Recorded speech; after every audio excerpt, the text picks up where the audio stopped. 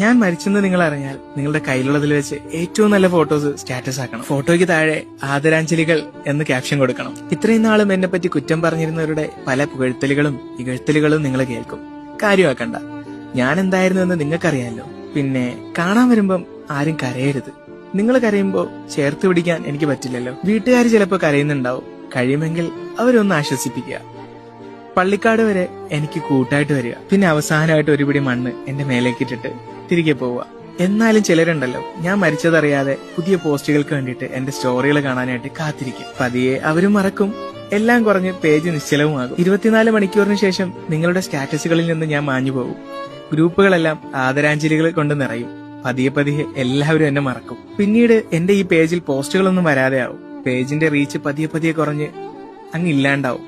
പുതിയ പോസ്റ്റ് ഒന്നും വരാതെ ആകുമ്പോ പലരും അൺഫോളോ ചെയ്തും പോകും. വീട്ടുകാര് 7-ാം ദിവസവും 41-ാം ദിവസവും പ്രാർത്ഥനകൾ നടത്തും. പതിയെ അവരും മറക്കും. പിന്നെ ആണ്ടിലൊരിക്കൽ മാത്രം ഒരു മിസ് യു ക്യാപ്ഷനിൽ ഞാൻ വരും, പോവും. പിന്നെ അതും ഇല്ലാതാവും.